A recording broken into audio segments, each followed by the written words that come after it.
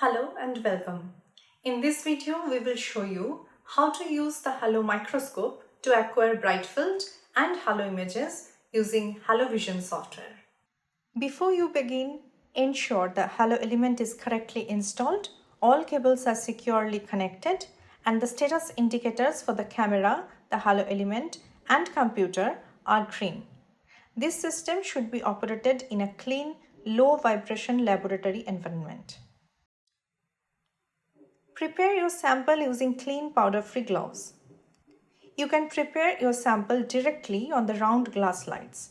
Dispense 30 microliter of liquid sample on round glass slide and place a cover slip on top of it slowly to avoid any bubble formation. Prepare your sample on round glass slide and directly place the slide on the halo element stage. Place a small drop of refractive index matching liquid onto the round glass slide inside the halo element. Gently position your microscope slide or cover slip on top, then secure it using the slide holder attachment plate. For glass bottom petri dish, use the petri dish attachment plate and the same optical coupling method. Using standard bright field illumination, bring the sample into focus using the microscope eyepieces or the camera view. Adjust focus and positioning until a suitable field of view is achieved. Then switch the microscope optical path to camera only. Launch HaloVision software and create or open a workspace.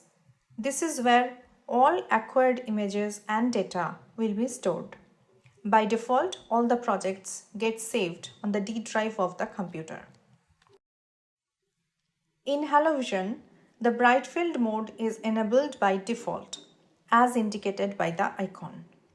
Turn on live view and adjust the exposure and gain as needed. You may need to slightly refine the focus as the focal plane through eyepieces and the camera can differ. Once satisfied, click Acquire to capture a bright field reference image. Next, switch to Halo Image mode.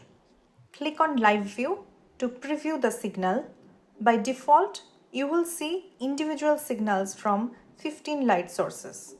You can toggle the icon to change it to Composite View.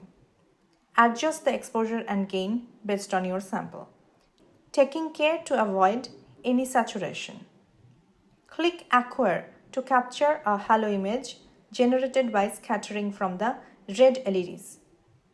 If the image remains comparatively dim, even at higher exposure and gain settings, you can acquire a brighter image by enabling both red and white LEDs using the alternate Acquire icon.